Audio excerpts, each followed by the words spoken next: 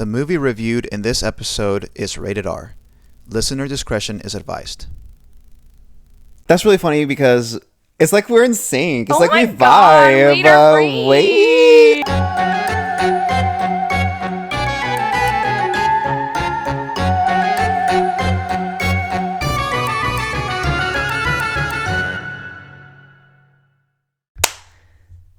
Good evening, everyone. Welcome to the Scary Movie Nights podcast, a bi-weekly podcast where the scares are real, but the friendships are realer. Today, we will be discussing the 1991 classic, The Silence of the Lambs. That's Mariana. And that's Joanne. And we are your hosts for the night. But first, Mariana, let me ask you, what made you put the lotion on your skin this week? I hate that. This week I put the lotion on my skin because I have 5 more days of school until winter break. Hell yeah. You know that He-Man meme? The hell yeah. With like Let the me rainbow look. in the background? Oh, dang. Wait, am I showing my age? Yeah. Can you imagine showing your age Yes. through memes? I can't. Yes, I'm.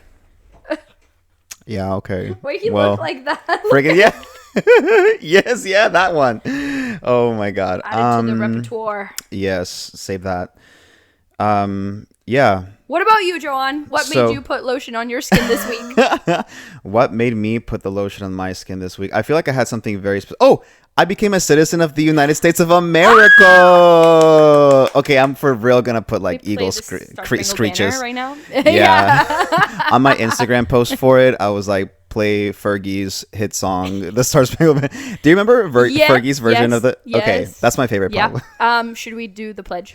I know. pledge, I feel like we know it. Actually, pledge. what really funny was we did the Pledge of Allegiance and we also did the Texas Texas flag, flag, the yeah. Texas pledge. And I think I was the only one who knew both, but because we're educators, we say it every morning. Absolutely. I We always stand say up. it every time. Right, exactly, as we're meant to. So, you know, that's definitely what put the lotion on my skin this That's week. awesome. I mean, that's fabulous, right? It's Yeah. about time. I've been here in the U.S. for about 24 years. Yeah, since I came here, I was 8 Yeah. years old. So I think it's about time, you know. But enough about that. Let's build a profile of The Silence of the Lambs. So for this first part, it is our non-spoiler section. So if you haven't watched this movie, first of all, what are you doing with your life? But second of all, you don't have to worry about any spoilers because we'll try to keep it as spoiler-free as possible. So Mar, would you like to kick us off? I would love to kick us off. So this is our no spoiler synopsis. By the way, sorry to interrupt you. No, please. Is this a spoiler? But I actually surprised Mariana today with a little something. A nice bottle of Chianti. Cheers. Cheers! I actually haven't had this. Wait, let me see. Oh, wow. It's good, right? Do you like it? I like it. So I like sweeter wines. This is like- very dry. I like really dry wine. Yeah. I love it. Okay, that's fair. I will drink this in solidarity. Thank you. So, but I figured since, you know, this is one of the like famous lines Yeah. / scenes of the movie that we would maybe have some of this. Absolutely. I never had it. Love it. I've never had it either. So it'd be a nice time to try it out. I Yeah. like it. Okay, so go ahead. Okay, so Silence of the Lambs. It is a psychological horror thriller film centered around FBI trainee Clarice Starling. She is assigned to interview the notorious and imprisoned psychiatrist turned serial killer Dr. Hannibal Lecter, in hopes of gaining insight into the mind of another serial killer known as Buffalo Bill, who is at large. As Clarice navigates the complex and chilling relationship with Lecter, she must use his cryptic guidance to track down Buffalo Bill before he can claim more victims. The film explores themes of manipulation, fear, and the darker aspects of human nature. And it gets dark. Yes, it does. Yep. Now, I'll get into some movie facts. So, this movie was directed by Jonathan Demme. And I did look up how to say his name this time. Because I definitely was saying Dem at first. Dem. It's Oh, Demme. yeah. I can see that. So, most notoriously, so we have Jodie Foster as Clarice Starling. Love her. Would you say this she is was her a baby. I know, dude. When she had just won an Academy Award when she signed on to do this movie. Really? Wait, Yeah. for what did she win it for? Do you know? Oh, it was Jodie Foster. hold on. Brian, any ideas? He said yes, but he's not giving it up. It's The Accused.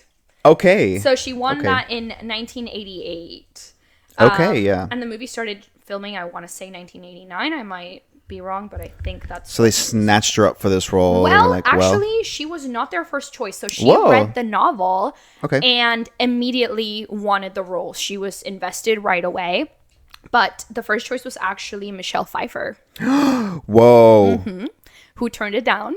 And then from that, they went to She Meg was Ryan. like, you're going to do what to my face? Yeah. There's no way. Then they went to Meg Ryan, who also turned it down. Eventually, they ended with Jodie Foster. I think, from Jurassic Park. What's her name? She was also like. Oh, in the, oh my God. Laura Gay Dern. icon. Laura Dern. Yes, queen. They were considering her, but they ended up going with Jodie Foster, which is like really fun. Like she had just won an Academy Award, and she Dude, was like, imagine, "Please, yeah, let me do yeah. this movie." Imagine having to like beg for that part after you win an Academy Award. That's Yeah. crazy. And also think about, because Sons of the Lambs actually won like Yep. a shit ton of Cleaned awards, up, right? Cleaned house, up, yeah. And imagine being Michelle Pfeiffer, having been the first pick, and then Yeah. like everybody winning everything around this film. Yeah. I wonder if actors ever kick themselves or like, man, I sure. wish I would have taken that role. That I'm would have been sure. that would have been amazing for my career or whatever. Listen, the first thing that came to mind was like Twilight, and there's some like actresses who passed on playing Bella Swan. I'm like, you fucking idiot. Yeah. You idiot. You would have made so much money. Literally. And also, you know, I feel like, what was the actress's name in Twilight? What was her name again? Kristen Stewart. Kristen Stewart. There you go. I don't feel like she's the best actress. Okay, not that I've seen her in a lot of other stuff. But man, she was like unknown, right, at that point. And then when she did the 12 movies, like and then kind of an indie film, like Twilight, a little like bit low key. It was like a fanfic, right? Yeah. Like a Well, fan yeah. film. It was based on. I love it. Have you seen the no. whole theory of like how 9/11 relates to 50 Shades of Grey? Stop right now. No way. This is what? Okay, so wait, hold on. I'm gonna pull it up because I really don't want to get it wrong. So hold on. 9/11. Wait, you don't want to get this made up conspiracy wrong? No, not at all. Okay, Just like we don't want to spread rumors. I'm on Reddit. Okay, listener, if you just Here it want to is. hear about Signs of the Lambs, you can skip ahead a little Okay, bit. here it is. Gerard Way witnessed 9/11 while he was in New York City. He created My Chemical Romance, which Yeah. became his therapy for the PTSD of experiencing 9/11. Stephanie Meyer used My Chemical Romance's music to inspire her as she wrote the books that became Twilight. And then E.L. James wrote Twilight fanfic and got it published as the book that we know, 50 Shades of Grey. 7 degrees of separation. Literally. That's wild. And we got there from Silence of the Lambs, so. Right. So Silence of the Lambs is related to 9/11? Of course. No, this predates 9/11. Dr. Lecter, Sean Connery was initially approached to play him, but Sean he turned Connery. it down, and Okay. they eventually went with Anthony Hopkins, which I think was honestly perfect casting. I mean, I agree. Like the two main people, obviously, right, were Yeah. Jodie Foster and Anthony Hopkins. And I don't think those could have been better cast in any way. I can't imagine literally anyone else doing either one of those roles. Although this was the second film to feature Hannibal Lecter. Oh, Yep. The first was Manhunter from 1986, directed by Michael Mann, and it was based on the first novel of the Lecter series, Red Dragon. what? Yeah, so there's a series. Is this a sequel? This is a sequel. So there's a series of Hannibal Lecter novels. The first novels. The first is Red Dragon, which was published in 1981. Then Silence of the Lambs, which Wait. was published in 1988. Wait. Actually, funnily enough, they started writing the script for Silence of the Lambs in 1987 before the book was published. But Manhunter was kind of a flop that they No. actually. So I think it was. Did they recast? Wait, did Anthony CBS. Hopkins play Hannibal Lecter No. on? Okay. No. Wait, hold on. Where is my miscellaneous? Okay. Okay, the film did not do well. It barely made half of its budget back, so the producers actually gave the rights to use Hannibal Lecter for this film for free. They like wanted nothing to do with Hannibal Lecter. And they're like, you can have this guy. Yeah. Wow. So this is not the first film to feature Hannibal Lecter. Dude, that is such a cool piece of trivia. I did not know Right? that at all. I didn't know that it was like a series of novels. It's Red Dragon, Silence of the Lambs, Hannibal, and then Hannibal Rising, which is a prequel. Okay. Yeah, and they've made all of those into movies. I believe so. Yeah, I think so. Yeah, Yeah. so there's Manhunter, then Silence of the Lambs, and then they made Hannibal Rising, and then they made one actually called Red Dragon, I believe. Okay. So there's Whoa. a whole plethora. There's a Hannibal Lecter cinematic universe. Yeah, this is a cinematic universe. Whoa. Yeah. Okay. No, I think I knew that much, but I didn't know there was Manhunter. Manhunter. I'm gonna have to watch it. Yeah, Honestly, I'm very curious. Well, just so I can say I watched it. Exactly. Actually, Did you The know that Silence of the before Lambs is Silence? actually a sequel. So Okay, so as far as themes in this film, there's a lot about sexuality and sexual politics, which I think I picked up on that from the get-go. 100%, and it's the most frustrating Yeah. thing ever. Like all of those scenes where like the director really highlights like you're She's- just a girl yeah. type of mentality just, is like so frustrating. Everything, like her stature, like there's the scene where she's just like jogging. Same. And she like walks Just a into girl the who elevator. jogs. Yeah, and they're like, we need you. And she like walks into the elevator and they're like Quantico. And she's like in the elevator and it's all these like towering men. Yeah. And she's just like And standing it's there in the Jodie middle. It's Foster, Jodie Foster. who And is she's just so- so sweet looking and she was Such a so little- young. Yeah, she was. But so that is a really key feature of the film, which I think we'll talk about a little bit more. Also, another thing that I read on the Wikipedia was the depiction of a trans person and the portrayal of Buffalo Bill as this psychopath. It was obviously like very negative, although in the film, Hannibal, Dr. Lecter, when he's kind of talking to Clarice about Buffalo Bill, he's like, he's not really transsexual, which critics have said encourages disbelief of trans people's self-identification. And director Demi did say that Buffalo Bill was not trans, but a man that just hated himself so much that he, quote, wished he was a woman because that would have made him as far away from himself as he possibly could be. So I just wanted to bring that up because when I was writing a little bit about Buffalo Bill, I wasn't sure like what to call Buffalo. Right. I'm just gonna say Buffalo Bill. But I thought that was interesting. But I do remember clearly in the film Lecter saying like, "Oh, he's not actual." Yeah, I remember that Yeah. too. And I think, people can interpret movies any way they want, and art means different things to different people. Ultimately, I think that if you find meaning in Buffalo Bill having a trans identity, like more power to you. Yeah. You know what I mean?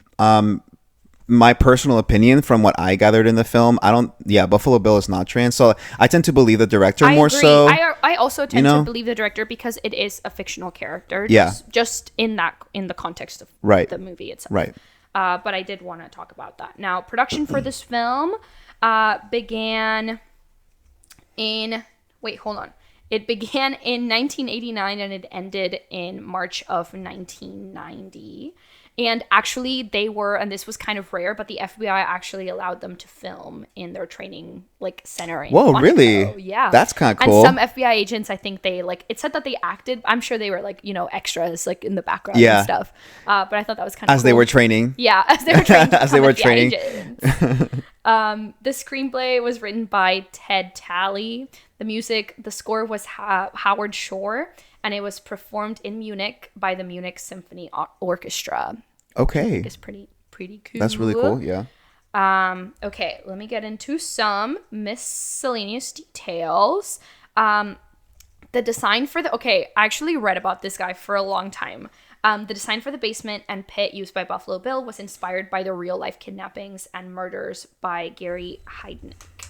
Wow. I actually read his whole backstory. Dude, I am so morbidly interested in serial killers and stuff like that. It's honestly, it is it's really interesting. Also, I just remember this, and I don't think I even wrote it down, but in my research, so Scott Glenn, who plays Jack Crawford, so he's kind of like Clarice's boss in the like behavioral science unit. Yeah. He actually got to tour Quantico, and apparently they played him recordings of some serial killers and their victims, like recordings that serial killers had taken of their victims, and apparently this man like wept, and apparently he changed his mind about the death penalty. Oh, so he was like against the death penalty, Yeah, and then he was like, yeah, take him out. Yeah, I mean, there is something to be said about using your tax dollars to keep someone alive in prison. I mean, it's difficult. It's difficult, like the judgment of someone's life, right? Whether they deserve to live or not is an extremely difficult one. I'm not sure entirely if I have myself reached an opinion conclusively, but I can see both sides. Yeah. And maybe all it takes is for somebody to experience something like that, or to be affected by it, you know, to really like, oh, this is the decision that I would make. Yeah. I think also like, I don't know. I feel like the context is really. This reminded me of like. So my husband and I recently watched the movie Seven.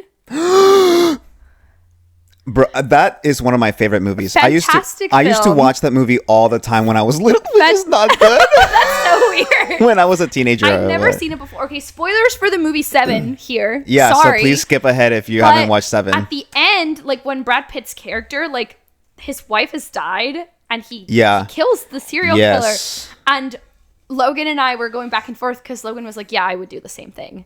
And I was like, I wouldn't. Like, I would want that man, like, you know, like... To suffer in and I jail. want him to go to jail, and I want him, like, to do all of these things. And Logan was like, you wouldn't just kill him for me? And I was like, no, but, like, I want a different type of justice. But who's to say that in that moment? I mean, if you handed me Logan's head in a box, I might murder him. So there's that. I'd murder him. You know what? Yeah, that's fair. Looks like I've made the moral decision. To be fair, Brad Pitt's character had not seen that at that point. That's true. But still. Okay, so extreme spoilers. And she was pregnant. I think he sees like her head and his like fetus, like the fetus of his like baby. No, well, so doesn't he see like his baby in there? He literally, like, the bad guy has like a van deliver a box. Yeah, a box. Yeah. And Morgan Freeman's character goes and he opens it. Yeah, but doesn't he look in it? He looks in it. He knows what's in it. Yeah. And he starts running towards him because Brad Pitt is with the serial killer, and he's running towards him to try to stop him from killing him. And then the guy's like, oh, like your wife, like, and she was pregnant, and Brad Pitt had no idea at that point. Oh, but they don't show anything. Oh, so Brad Pitt doesn't see the box. No, he doesn't see it. It's been a long time since I've seen the movie. He doesn't see Brian, what would you do? Just to go like this, Brian, killing him right away. Brian just chuckled like I know the answer. I do. So it would be a slow, miserable death. Well, there you go.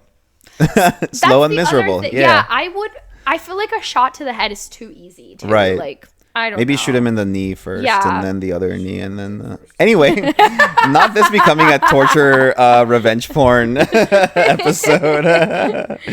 Okay, so what was the point you were making about Seven? Oh, well, we started talking about the death penalty. The death penalty, you're right. Yeah. How did we get here? Okay, let me go back to my miscellaneous details. So, Gary, you were talking about Gary M. Heidnik, who is the inspiration for Buffalo Bill. He just very troubled young man. Yeah. And I mean, I feel like that is giving him too much credit. Like he had a bad childhood, growing up, multiple suicide attempts and lots of stays at like mental health facilities. Yeah. And he kidnapped several women and murdered 2 from what I can remember while I was looking into him. But he had like a hole dug in his basement where he would keep his victims. So that's like, that was part of the inspiration for God, that's like, terrifying. Buffalo Bill. Yeah. Okay. And it's crazy too that, you know, films like The Silence of the Lambs ultimately are like, they have some truth to, like, they're based off of real horrifying people. Yeah. And sometimes, and I love that about horror, even when it's supernatural, really, to where, you know, there's always a modicum of truth in there about what it means to live in the world that we live in. Yeah. Like we're almost forced to observe and think about the state of our world. Yeah. And you know, going back to the real life serial killer Gary M. Heidnik, like I wonder, like, what is that trauma that was imparted on that child? And maybe it mixed with some chemical imbalances in his brain, mental illness, whatever it is you want to call it. You know, not that mental illness is necessarily an indicator of doing horrific things, but trauma definitely is, and the type of trauma as well, and chemical imbalances too. So that's really scary because you watch The Silence of the Lambs and it's like, yo, that's crazy, bro. That's crazy. You don't think, but like that, some of that really happened. Yeah, no, and that's like, I mean, that's going into like, you know, what makes this movie really scary for me. It's just like, because the movie kind of shines a light on Clarice being a woman, and she's almost just looks so like vulnerable in these settings, and she interacts almost exclusively with men. And then we have this serial killer who kidnaps women, and it's just really scary to be a woman sometimes. Yeah. And like, I mean, I run just like Clarice. I go running, and every time I go running, my mom's like, hey, don't go by yourself, or like, hey, like, please don't go by yourself. And I run almost exclusively by myself. Yeah. Because I can't keep up with Logan, for one. So it's just, that's really scary. We should take a self-defense class. We should. Now I'm like really we should motivated to do I would this. love to do that. Yeah, we should. Yeah. I mean, I wow. No, it's really scary. No, you're absolutely right. It's really scary to be a woman. It's so scary. And you know what? Like, even me as like a bigger dude, like, I'm walking alone at night. I see someone else come in on the. I kind of feel creeped out too myself. For sure. You know what I mean? And people don't really mess with me because they don't want to mess with me. Yeah. Period. But imagine being a woman like Clarice, who is petite. You know what I mean? And she's beautiful. She's trained, and she's like a trained agent, so she's like in shape. Yep. But I mean, that only does so much for you. Exactly. Like, that's only after it doesn't prevent assault. It's like the post-assault thing, like where you can defend yourself. Yeah. But like, you don't know if that person's gonna be attacking you or calling your name or whatever it is that, you know, like. Yeah, I've definitely been like approached multiple times, like pumping gas. Right. Which is like, why would you approach a woman by herself getting gas? Like, that's right. And they would be like, oh, like, can you come closer? And I was like, fuck no. Absolutely like, not. No. Ew. Yeah. That's giving me the creeps. Like, now you're literally. Like goosebumps I know, it's so skin. scary. I don't even have them because I'm like used to it. Oh no. See, I hate that. And you know, I do make this comment to Brian sometimes. I'm like, man, more power to y'all, because y'all deal with so much stuff, like down with the patriarchy, like who should be leading this country? Maybe not men. I don't know. Not men. You guys, no, it's scary, and this movie does like a really good job from the very beginning establishing that like Clarice being a petite woman is almost at like a disadvantage here, right? Yeah. Especially when I don't know if this is a spoiler, but as she's walking down the hallway and like what happens to her when she's leaving Hannibal's cell. You know, like that metaphor of like that metaphor of sexual assault. I forgot about that. Yeah, that was horrible. I forgot about that. And so, oh my God. you know, the world just does such a great job of like, hey, this is what it's like for women, especially in the professional setting. And I think even like the reason why she was selected to interview Hannibal was because she was this kind of seemingly like meek woman, which she's not. Like, she's actually like really intelligent and smart and super capable, but she like she looks, I feel like the film makes her look small to the point where I like Google, I was like, how tall is Jodie Foster? Well, she looks so short in this movie. I'm like, do they shoot her from above? I'm like, pretty sure she's just like average height. Like, I want to say she's 5'3", which is how tall I am. Her. She is 5'3". Yeah. Yeah. And I actually have some comments about that, but I think I'm going to save it for the spoiler section. Yeah. Let me finish off my miscellaneous details because I just have a couple more, and then my awards, because this film ate it Swept. up. at the Yes. Oscars. No crumbs, No as they crumbs. say. So Anthony Hopkins drew inspiration for his performance from Truman Capote, Katharine Hepburn, and HAL 9000 from 2001: A Space Odyssey. Whoa. And I do feel like some of his like movements and mannerisms are almost like feminine. Like when he's playing Hannibal Lecter and he's very like proper. Yes. Like when he's like, Well, it's very, this is what it is. It's very proper, calculated. Yes. Clean. very like precise. Yes. Also, there's a 2021 show on CBS called Clarice, which yeah. follows Clarice Starling as an FBI agent. But the show does not have the rights. So they have the rights to Silence of the Lambs and Shut Clarice, up. obviously. But they do not have the rights to Hannibal Lecter. That's so weird. I know. He cannot even be mentioned in the show. And that's so weird that they like sell rights to certain characters. Yeah. I don't understand how any of this interesting. works at all. Well, hopefully one day they'll acquire so that they Yeah. can explore some of that, because that's the more interesting And the part. crazy thing is, at one point, the rights for Hannibal Lecter were literally like, you can have them for free. Yeah, for Like, free. you can, for free 99. and yeah, that's so interesting how things can flip. Yeah. Okay, Yeah. so this film has 95% on Rotten Tomatoes. Nice. It won the 5 big Academy Awards. So Best Picture, Best Director for Demi, Best Actor for Anthony Hopkins, Best Actress for Jodie Ooh, Foster. she won another one. She did. She Good for won her. another one. That's like 2 Oscars in like within 5 years, which I is know. insane. Good for her. And she's been nominated like a bunch of other times at the Academy Awards. And then it won for Best Adapted Screenplay. So that was Ted Tally. It was the third film ever to win these 5 awards at the Oscar. The other 2 have been It Happened One Night from 1934 and One Flew Over the Cuckoo's Nest in 1975. Okay. And it is the only horror film to date to win Best Picture at the Academy Awards. Excellent.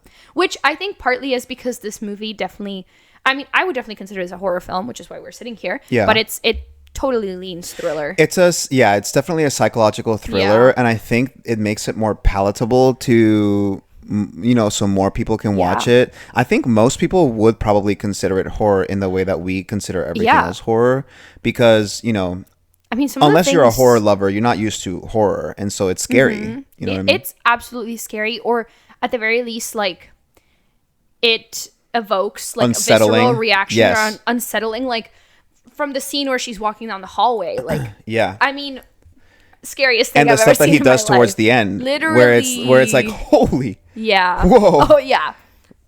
I Yeah. think we're ready maybe to move forward. All right. So before we move on to the next section, if you haven't watched this movie, but you think you might want to, stop listening now, because there are spoilers ahead.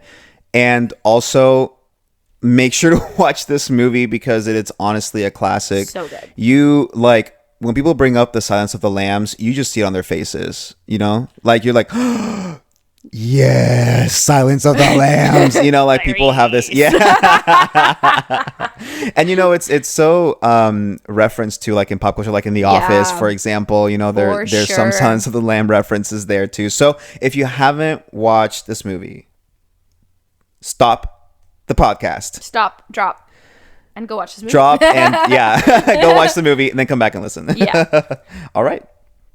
Do you want to start us off with your spoilery opinions, or? Yeah. So, well, some of my biggest opinions, and these are notes that I took while we were watching the movie, Yeah. Mm-hmm. which was the first time I'd watched the movie since I'd first watched the movie. So I've actually only ever seen this movie twice now. Okay. But it was still, I believe this was ranked on my top 3 horror films. I think so, from too. Episode 0. So, Yeah.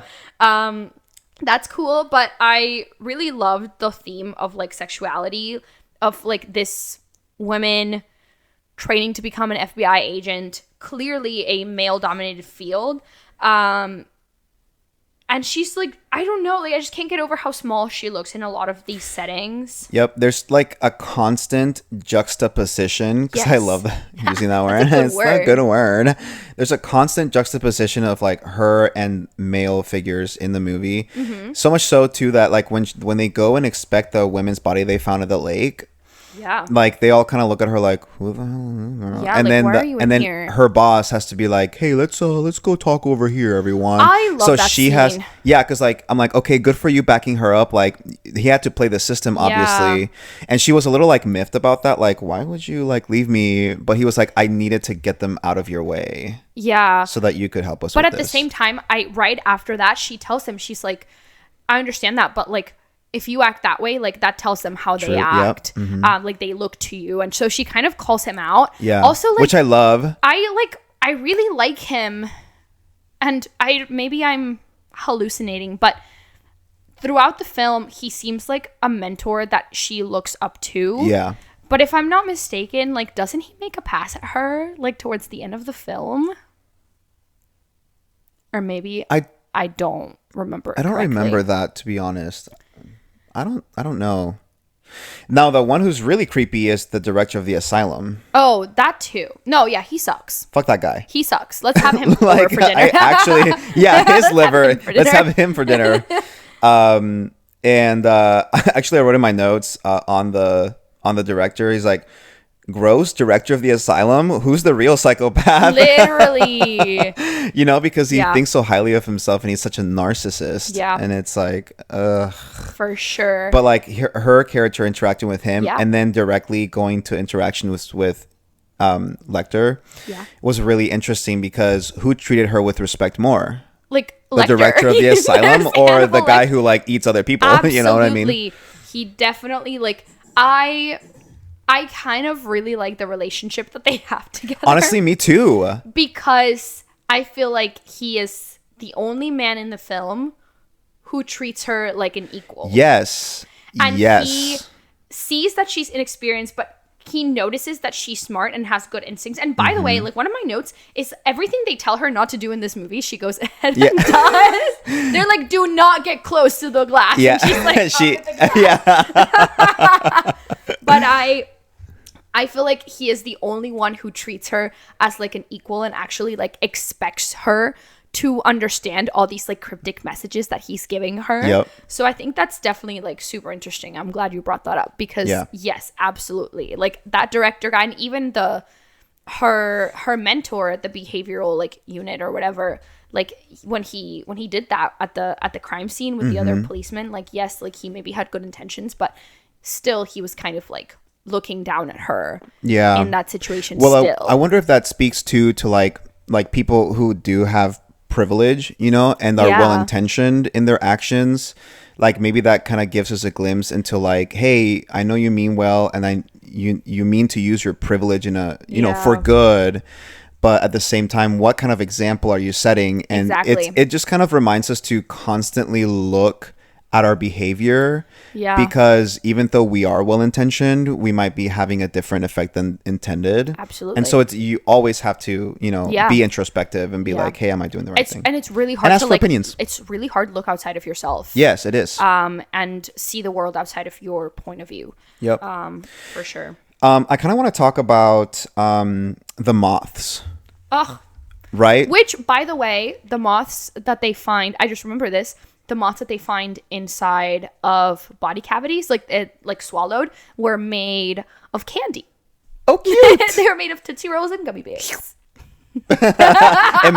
Imagine filming, and they're like, she blah blah blah. There's like bloated body. Cut. That'd be crazy. I would do that though. I'd be the one. Anyway, sorry. So like, the moths. like I think there's like a little parallel. So okay. The moths are definitely representative of like a metamorphosis, right? Yes. Like Hannibal Lecter even himself said as much. Like it represents for Buffalo Bill his metamorphosis from basically man to a woman, right? But it also represents a little bit of a metamorphosis from Clarice. Wait, like the way you've read my mind, because I'm going to read what I wrote. Okay, go for it. Which is, I feel like metamorphosis is a theme.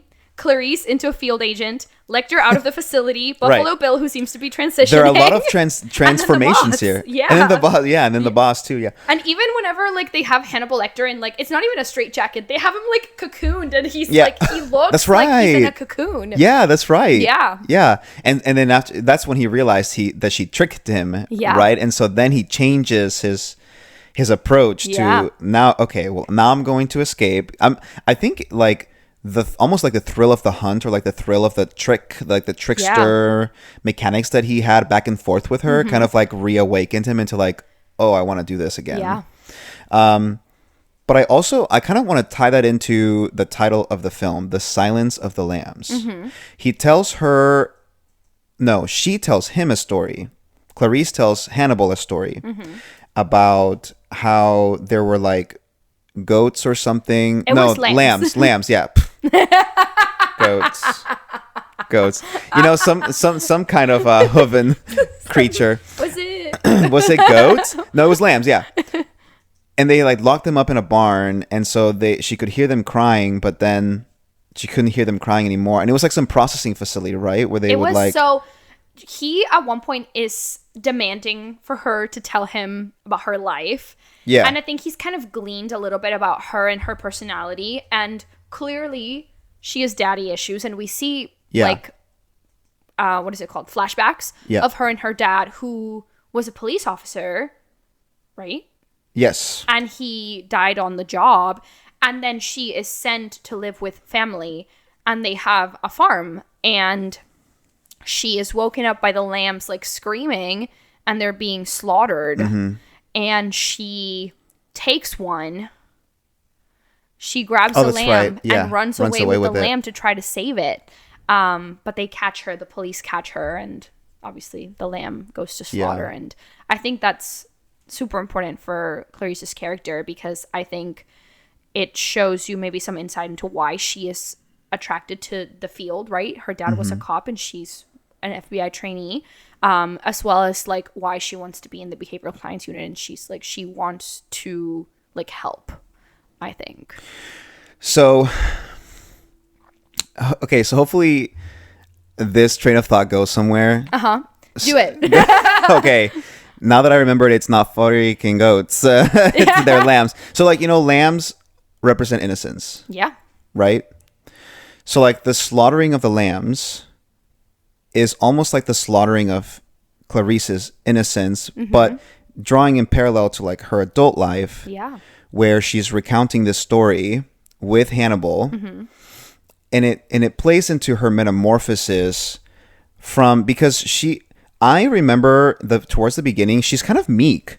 She's like, oh, yes, thank you, sir, so much for this opportunity, sir. Absolutely. And by the end of the film, she hunts this guy down, right? She's like in the basement, like with her gun out. She's like, I'm going to help you. Okay, I need to leave you here. And she's like, she's being so tough. And at that point, she hasn't even graduated. Like, she's still a trainee. But she has transformed, metamorphosized. So, you know, up and like through that point to where it's like, is her innocence intact still? Yeah. You know, from when she started, because she's experienced so much and talked so much through. And, you know, her saving the lamb could also mean something. But I feel like the silence of the lambs is the slaughtering of her innocence in a way. And she didn't even save the lamb because she was caught. Yeah. So against all odds, you know, it was kind of like, hey, you are being pushed and like built into this person that is not as innocent as when you started this whole process.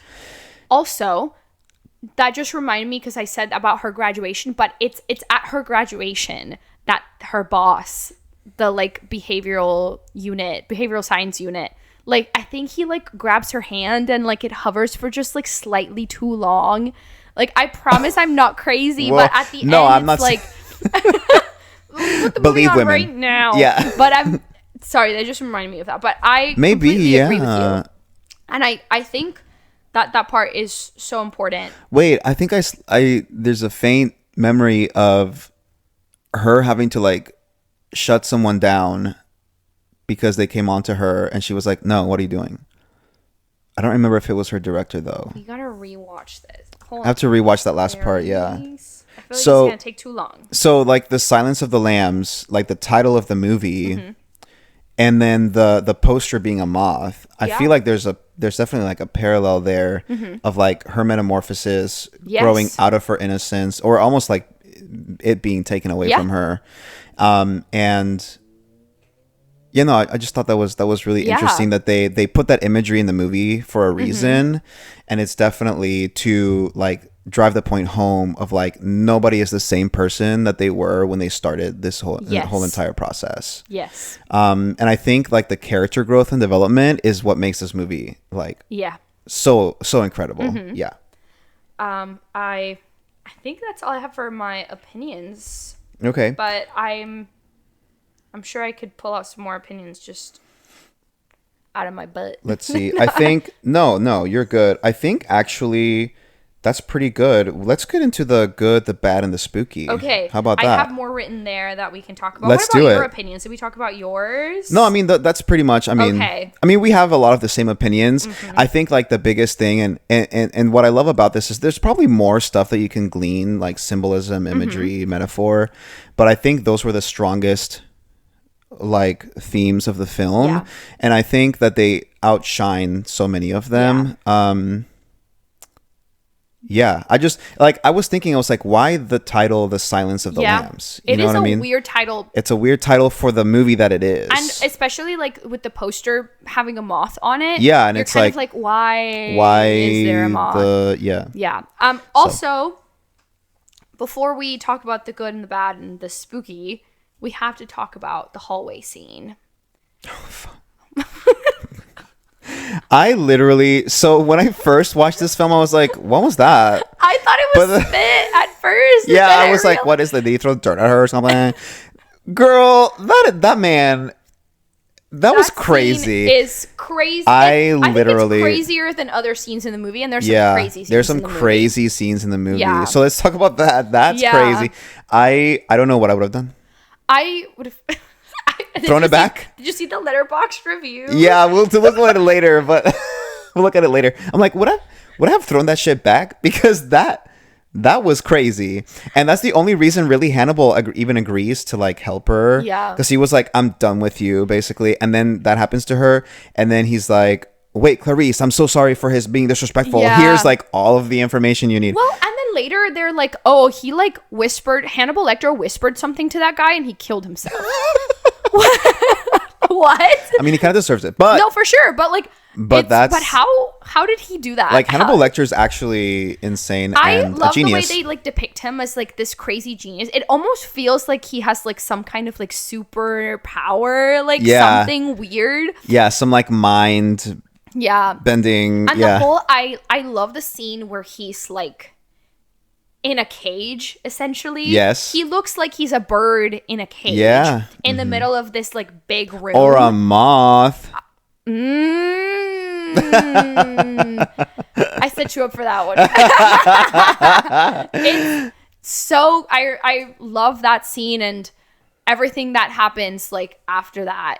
It's just insane. Bro, that whole escape scene. Actually, let's talk about that a little bit Yeah, we because, should. bro, Yeah. he wore that man's face No, out like, of there. Talk about a plot twist. I didn't even remember actually when we were doing that, when we were watching it. I was like, I can't remember how he escapes. And then until I saw that guy's body on top of the elevator, I was like, oh, that's right. He's wearing that guy's Yeah. freaking face on his face. I With that remembered- freaking face on your that face. freaking face on your face on your face. I remembered it. So when we were watching with like a few friends and stuff, and I remember like just waiting for everyone to find out what happened. I was just like, oh, this part is so good. Oh I was my trying to play God, it cool is and everything, so good. But that part is super insane. I mean, he's brilliant. Yeah. I mean, like Anthony Hopkins, yes, but Hannibal Lecter himself, he's like a genius. I mean, he Yeah. is a genius. So For sure. We had to talk about that. I mean, That was so there good. are so many really great scenes, you know, in this movie that I wish we had more time to talk about. Yeah. Honestly, we got a little we dove a little too deeply into like the metaphor part of Yeah. it, like the The what death does this penalty. mean? The death penalty.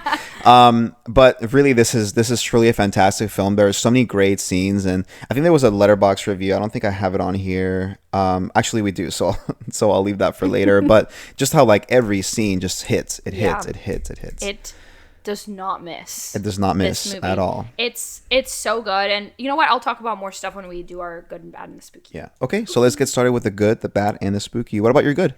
Okay, the acting. Oh, I'm such a sucker for good acting. And I love a moody setting in a film. Like, everything is very, like, gray in the movie. But there's a lot of close-ups of Clarice and Hannibal's faces that I just love. So the setting I thought was amazing. And I loved the character development for Clarice throughout the film as well. Those are like, that was like my favorite thing. And I'll talk about the spooky in a little bit. Because, well, okay, part of what I love about this movie is like the scary parts of the movie. Yeah. Is what makes me like scary movies so much. But Right. what about you?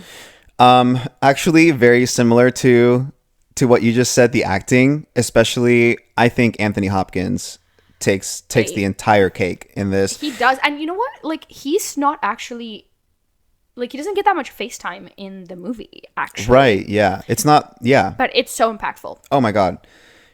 I think the scenes with Hannibal Lecter are, I mean, this movie doesn't need to be carried, but if it did, those would be the scenes that carried the film. Yeah. Anytime he's on screen, I mean, it's just like gold, right? His portrayal of Hannibal is honestly one of the best acted roles in horror I've ever seen, is what I wrote. Yeah. Up there with Toni Collette in Hereditary, except he actually won an Oscar. Yeah. So good for you, Anthony. Good for you, Anthony. So no, I like absolutely crushed it. I mean, everyone did, but Anthony, in my opinion, that was like, No, he, when like, he was on screen, I was paying attention absolutely. 100% of the time. And I love, I'll add to my good, but I love all the scenes that are like Clarice and Lecter one-on-one. Like their dialogue and the way they interact. Their chemistry, for lack of a better word, is so great. It's so good. Like, and I think it really comes from the fact, like, of how he treats her as like an equal. Like an equal. Almost. Yeah. What about the bad? Okay, through the bad, I have nothing. Okay. I don't really have any issues with this film. I like Okay, all of great. it. I love that. I really like, I guess the only thing that I would add as the bad is, you know, if the whole thing with the portrayal of like a transgender person in a negative light. Again, this movie came out in 1991, so it was just a different time. That would be my only beef with it. And even the director himself said later, he was like, yeah, like, I don't really have a lot of gay people positively portrayed in this movie. I mean, or any gay people at all, I guess. So that would be the only like really bad thing that I would have to say about the film. What about you? That's really funny because it's like we're in sync. It's like we God, vibe. Wait. So like I literally said, like, Buffalo Bill as a villain I thought he was good. Yeah. But if I had to pick a part of this film that needed improvement, it would be him as a villain. You know, it doesn't grab my interest as much. I don't think that the character of Buffalo Bill was necessarily well, like, Developed, fleshed out. That's why I hesitated. I was like, am I about to say this? Yes, I am. Oh my God, Fleshed that's out. so good. Wait. So, you know, I don't know if I can fault a film made in 1991 for something that other movies have copied and made better. Yeah. Because I feel like this is one of the first movies to do what it did. That being said, I think it could have done better with that aspect of the film. Yeah. And I think it's even more impacted by the fact that Hannibal Lecter is such an incredible anti-hero that he kind of overshadows Buffalo Bill. And it's like, okay, Buffalo Bill, like, he's for sure, not to belittle this, but I'm like, okay, he's murdering women, like, let's move to the more interesting parts. Even like there's the scene where he's like dancing in front of the mirror and everything, he like tucks and everything, and like it feels like they're trying to make that like more impactful than the fact that he's murdering and kidnapping women. Right. Yes, correct. I'm like, that's the thing. And I'm like, that's not that, like, that's not bad. Yeah, that's not necessarily. He has a girl in a pit in his basement. They make the fact that he's trying to become a woman like a focus of his evil. Yeah. And that in 2024, that really rubs me the wrong way, to be honest. And so, like, I don't necessarily. disagree or whatever or dislike a trans person as a villain, because I think that has the potential to be very interesting. I just don't think they made Buffalo Bill very interesting. Yeah. And I almost wish they would have straight up just said that Buffalo Bill is trans.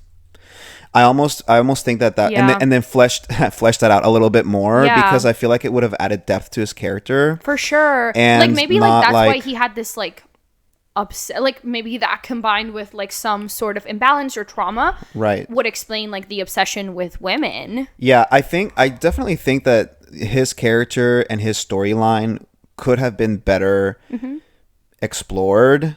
And for myself, for me, watching it as I am now, this person in 2024, that was for me the bad. Was Yeah. just Buffalo Bill, that whole story plot. Yeah. I'm like, yeah, that could have been a lot better executed than it was. So Although granted, I will give the film the benefit of the doubt that it is based on a book. So maybe it's okay. the book. But I haven't read the book, so I Yeah, don't know. I haven't read the book either. What about the spooky? Okay, the spooky being a woman. What the hell? This shit's so scary. Like Yeah. all the depictions of like, well, because there's that scene where she's like, it's the last victim who's like the daughter of a senator, and she's like just driving in her car and she's listening to that American Girl song. Yes. Which is a great song. And it reminds me of like, you know, Ted Bundy, like he would act and pretend to be like injured and women would help him. And I feel like, because one of my favorite podcasts, Yes. which is My Favorite Murder, they're always like, fuck politeness. And I feel like women tend to lean towards politeness and like helping. Yes. And so she sees this man who has like a cast and he's like struggling to move this couch onto a van. And she offers to go help him. And then it's, you know, it's Buffalo Bill and he kidnaps her. Killnaps. I mean, Killnaps. yep. Well, he doesn't nearly. kill her nearly. But yeah. That was the That was the goal. plan. Yeah. But it's just so scary. And Yeah, like it makes me think of like, because most of us try to be good people and we want to Yeah. help each other. You know what I mean? I definitely like lean towards giving people the benefit of the doubt. Yeah. But I think that can It's be horrible that you have to be smart harmful. and protect yourself while Yeah. trying to help somebody. It's like you have to do twice the work. Yeah. You're right. That is pretty spooky. I hate being a woman is crazy It for the is. spooky. And then just like I think just the kidnapped victim, her just being like in that hole, just like begging for her life, and like how isolating that like that is so spooky to me. So I think that was the scariest thing about the film to me, Yeah. because everything else, like I like kind of love Dr. Hannibal Lecter. Yeah. Like yes, Me too, as I a love you. character, Like, it's I want like, to see more. work What's king. happening? Oh man. But I mean, So for my spooky, Yeah. it was his stare.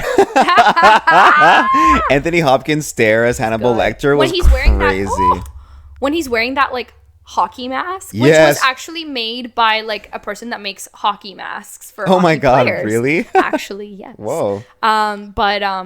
Yes, he looks Yeah, his eyes are scary with the hair crazy. like, you know, Pulled, like, slicked all the back. way- He's got yeah. the slicked back pony. It's like he has everything, every hair. Like yeah. it's that was pretty spooky to me. Mm-hmm. And also like yeah, putting yourself into Clarice's character, just having to navigate all of that world as Yeah. a woman. Yeah, that's like how does she do it? Yeah. It's crazy. And the part where the guy like throws his cum at her, that part Yeah. was terrifying. That part was the scariest part of terrifying. the whole That movie, was actually. insane. Literally. And then let's So not forget startling. when she's in the basement and Buffalo Bill turns the lights off, and then he's just Okay, watching yes. her with the night vision goggles, Yes, and yes. she can't see him. Yes. And he like reaches out and like almost Oh my grabs God, her throat, yeah. and then like pulls And back. she like looks terrified. and she looks terrified. Yeah. That was, I think, one of the best scenes in horror that have ever been filmed, So in my scary. opinion. Also, I want to talk just one last thing. The little dog. The little Oh dog. yes, the little dog, blameless in all of Yeah. this. Precious, perfect Precious. baby. I think wasn't her name Precious? I think it was Precious. And It I was. love that. Like, there's like I mean, it's this tiny little part of the film, but like the girl who's kidnapped, she like lures the dog into the pit to try to get, Buffalo Bill to get her out.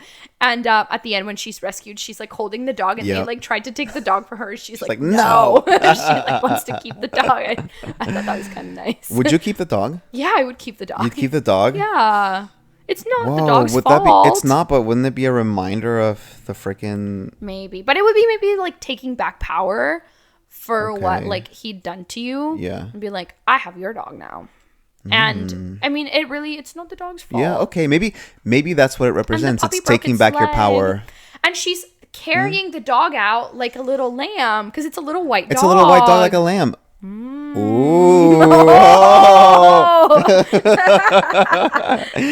I'm ready for my Pulitzer Prize in literature analysis. Oh man, I don't even know if there is one, but if there is, yeah, listen. All right. Okay, so what would you rate this movie, Mar? Let's rate this movie in how many glasses of Chianti you would have with your census taker's liver. Okay, so let's see. You're eating your census taker's liver. Mm-hmm. How many glasses of Chianti? You've got fava beans. Let me see. I would say 4.5. 4.5. Okay. Glasses of Chianti. Nice. Even though I've only had one tonight. What about you? I would rate it 4. Okay. 4 glasses of Chianti. Yeah. For the reasons stated previously, obviously, like riveted every time Hannibal Lecter is on the screen. A little bored / miffed when Buffalo Bill's on screen, like when that whole storyline's playing out.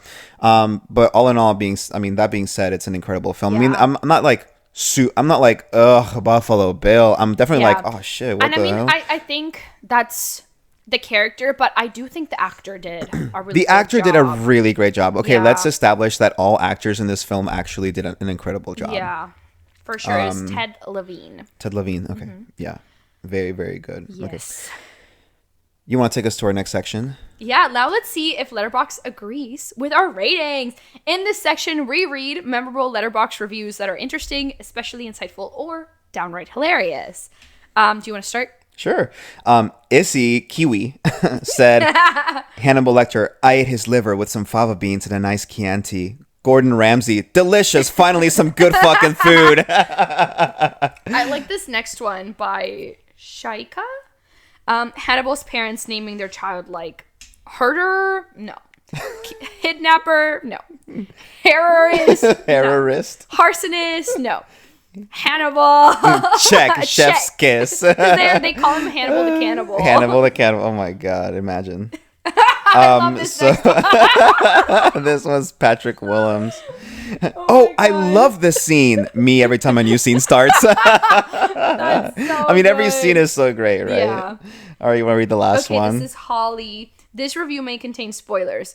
I'm having an old friend for dinner. It's one of the best final lines in film history. Oh, yeah. Absolutely, yes. And there's one that I read when we first watched it. And it's referencing the cum throw. Oh, yes. I think it's this one. If I was Clarice, this is by Alyssa. Who also gave it 4.5 stars. Oh my god, Alyssa. Alyssa, what?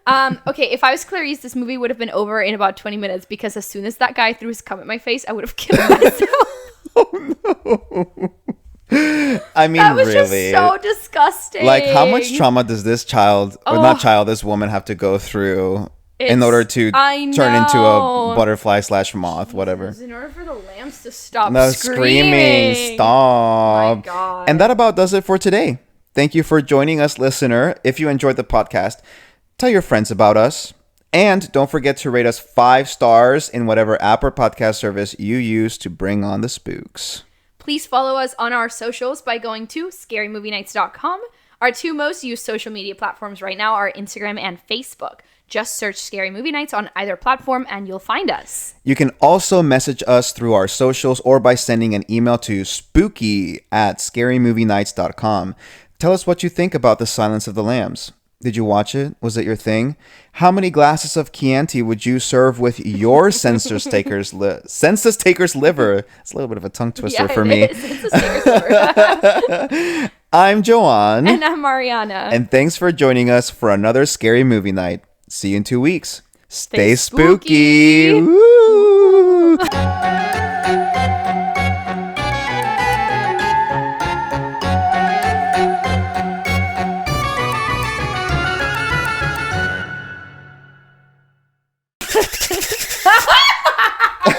Wait, did I do that right?